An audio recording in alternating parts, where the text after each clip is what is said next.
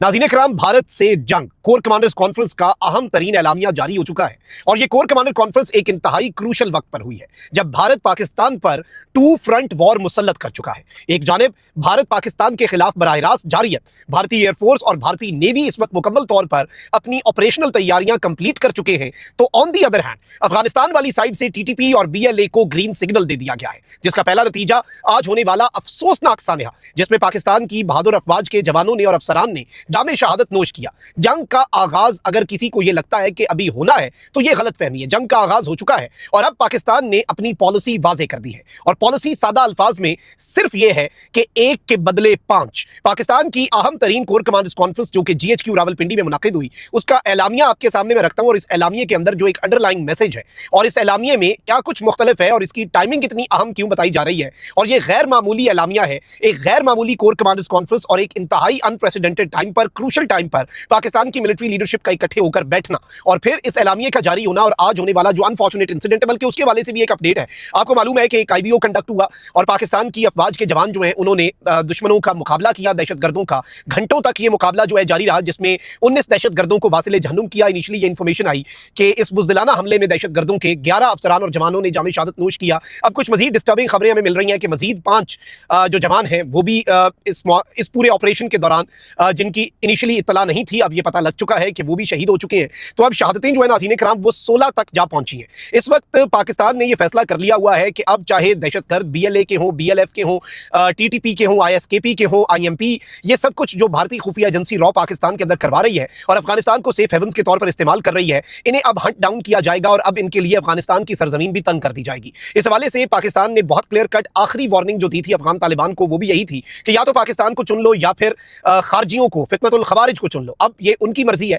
या तो वो नाअहल है, वो कुछ कर नहीं सकते, या फिर वो मिले हुए हैं, और अगर वो मिले हुए हैं फिर भी हम स्ट्राइक करेंगे, और अगर वो नाअहल है तो हम तो अहलियत रखते हैं, फिर हम स्ट्राइक कर देंगे। और अब भारत जो है उसकी तरफ से जो जंगी तैयारियां हैं वो भी उरूज पर है। मामला इस कदर सीरियस है कि पाकिस्तान की आर्मी को एक कोर कमांडर्स कॉन्फ्रेंस बुलानी पड़ी है और इस कोर कमांडर कॉन्फ्रेंस में शिकस्त खुर्दा भारत जो कि अपने जख्म चाट रहा है और नरेंद्र मोदी जो कि एक और मिस एडवेंचर करके अपनी शिकस्त को जीत में तब्दील करने की एक कोशिश कर रहा है। और नरेंद्र मोदी की जो फौज है जो कि पॉलिटिसाइज हो चुकी है, जिस फौज की हिंदुत्वाइजेशन जो है वो कर दी गई है, और अब उस फौज को एक पॉलिटिकल टूल के तौर पर नरेंद्र मोदी इस्तेमाल करके दो न्यूक्लियर आर्म नेशंस को एक जंग के दाने पर लाना चाह रहा है। ये पाकिस्तान एक्सपेक्ट कर रहा था। पाकिस्तान ने बहुत से सरप्राइजेस तैयार किए हैं और डीजीआईएसपीआर की जो एक क्लियर कट स्टेटमेंट थी इंडियन आर्मी चीफ के उस गीदड़ भभकी के जवाब में कि हम पाकिस्तान को नक्शे से मिटा देंगे, वो भी बहुत क्लियर थी। लेकिन आज एक यूनाइटेड और क्लियर मैसेज जो है वो कम्युनिकेट किया गया है। पाक फौज के शोबा ताल्लुकात आमा आईएसपीआर के मुताबिक chief of army staff field marshal Asim Munir की जेर सदारत 272वीं corps commanders conference general headquarter GHQ Rawalpindi में हुई, जिसमें भारतीय सरपरस्ती में होने वाले दहशतगर्द हमलों के शोहदा के लिए फातिहा खानी की गई।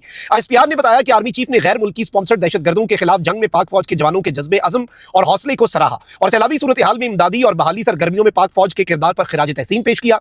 आईएसपीआर के मुताबिक फोरम ने दहशतगर्दी के खिलाफ ऑपरेशन, उभरते खतरात और ऑपरेशनल तैयारियों का जामे जायजा लिया और फोरम ने कहा कि पाक फौज मुल्की दुश्मनों के तमाम मजमूम मज़ाइम को हर मैदान में नाकाम बनाने के लिए हमा वक्त तैयार है। मखसूस सियासी सरपरस्ती में दहशतगर्दी और जराइम का गठजोड़ रियासत और अवाम के मफादात को नुकसान पहुंचा रहा है और मखसूस सियासी सरपरस्ती में दहशतगर्दी जो है अब उसे मजीद बर्दाश्त जो है वो नहीं किया जाएगा। अब सबसे इंपॉर्टेंट चीज जो है इसमें, ये तो पाकिस्तान का एक असूली मौक़िफ़ है, फिर इसमें यह कहा गया है कि फोरम ने भारतीय सियासी और अस्करी क़यादत के हालिया गैर जिम्मेदाराना और इश्ताल अंगेज बयानात पर शदीद तशवीश जो है उसका इजहार किया और कहा कि यह बयानात भारत की पुरानी आदत है और सियासी मफादात के लिए जंगी जुनून पैदा करने का तसलसल है। ऐसे बयानात खित्ते में कशीदगी बढ़ाने और अमनो इस्तेहकाम के लिए खतरा साबित हो सकते हैं। अब जो इंपॉर्टेंट इसमें पैराग्राफ है जो कि सिर्फ भारत के लिए नहीं बल्कि पूरी दुनिया के लिए बहुत इंपॉर्टेंट है, वो ये है कि भारत की किसी भी जारियत का फौरी और फैसला कुन जवाब दिया जाएगा। दुश्मन की जोग्राफियाई बर्तरी के किसी भी तसव्वुर को नीस्तो नाबूद कर दिया जाएगा। अगर भारत को लगता है ना कि भारत को जोग्राफियाई लिहाज से कोई बर्तरी हासिल है, अगर उसके जहन में ये कंफ्यूजन है, तो उसकी इस कंफ्यूजन को उड़ा के रखा जाएगा, नीस्तो नाबूद किया जाएगा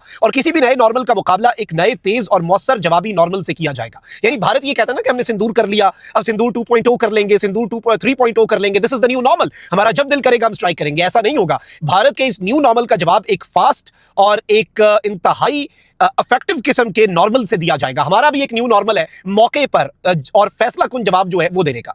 इसके साथ साथ आईएसपीआर के मुताबिक भारतीय सरपरस्ती में सरगर्म दहशतगर्द गिरोहों के नेटवर्क्स मुकम्मल खत्म किए जाएंगे। फितना अल खवारिज और फितना अल हिंदुस्तान के नेटवर्क्स मुकम्मल खत्म किए जाएंगे। इसके लिए जामे इंसदादी दहशतगर्दी कार्रवाइयां जारी रखी जाएंगी।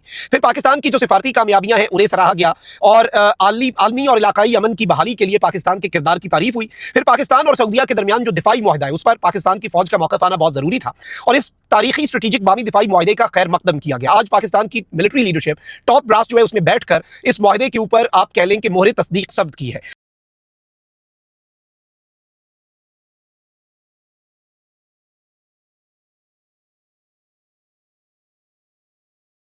पाकिस्तान सऊदी अरब मुआहदे का मकसद दो तरफा ताल्लुकात मजबूत बनाना, मुआहदे का मकसद बैरूनी जारियत के खिलाफ मुश्तरका दिफाई ताउन को फरोग देना। अब ये मैसेज बड़ा इंटरेस्टिंग है और ये मैसेज एलामिये में भारत को जवाब देने वाले पैराग्राफ के बाद दिया गया है कि भाई इस मुआहदे का भी हम खैर मकदम करते हैं और ये मुआहदा किसी भी जारियत का इकट्ठे जवाब देने के हवाले से, यानी अगर इंडिया जारियत करता है तो पाकिस्तान और सऊदीया इकट्ठे जवाब देंगे। फिर इस सबके अंदर नाज़रीन इकराम मैं आपको ये बताऊं कि कश्मीरियों के हवाले से, गजा के हवाले से, फलस्तीन के अवाम के हवाले से पाकिस्तान की पॉलिसी दोहराई गई और इसमें जो अहम चीज है वो ये है कि पाकिस्तान का असूली मौक़िफ़ जो है उसके साथ पाकिस्तान की मिलिट्री लीडरशिप ने कहा कि फलस्तीन के मामले पर और आजाद फलस्तीनी रियासत का कयाम और अल-कुद्स जो है वो दारुल हुकूमत होना चाहिए, ये पाकिस्तान का पहले दिन से मौक़िफ़ था और इसमें कोई चेंज नहीं आएगा। मैंने ये खबर आपको खैर सैटरडे को ही दे दी थी जब आला तरीन जो सिक्योरिटी सोर्सेज हैं उनसे हमारी मुलाकात हुई रावलपिंडी में और हमने आपको बताया कि जो फलस्तीन के मामले के ऊपर पाकिस्तान की पॉलिसी थी वो चेंज नहीं हो रही और ना ही अब्राहम अकॉर्ड का पाकिस्तान हिस्सा बन रहा था, ना ही बन रहा है और ना ही आइंदा बनने का इरादा रखता है। और आज कोर कमांडर्स कॉन्फ्रेंस के एलामिये में इस बात की तौसीक कर दी गई है। फिर इसके साथ साथ नाज़रीन इकराम जो इंपॉर्टेंट चीज है वो ये है कि भारत को जो क्लियर कट मैसेज दिया गया है और इस पूरे सिनेरियो में पाकिस्तान की मिलिट्री लीडरशिप ने अब ये बात कह दी है कि इंडिया ने अगर कोई एग्रेशन दिखाया, इंडिया ने अगर कोई जारियत की जो कि इंडिया ने करनी है, देखें नरेंद्र मोदी जो अपने थोड़े से पॉलिटिकल गेन्स के लिए, अपने थोड़े से सियासी फायदे के लिए जंग कर सकता है, वो अपनी पूरी सियासत बचाने के लिए क्या करेगा? उसकी तो पूरी सियासत का बेड़ा गर्क हो गया, सत्यानाश हो गया।